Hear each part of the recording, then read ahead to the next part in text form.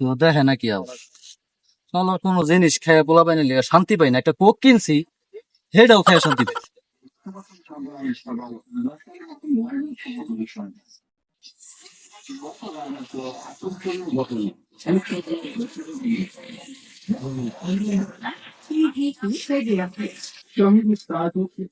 না। আল্লাহ কোনো কিছু খাইয়া পোলা পাইনি লিগা শান্তি পাই না, খারা খাওয়াইতেছে সহকারী অধ্যাপক অভিভাবক নিয়োগ আছে।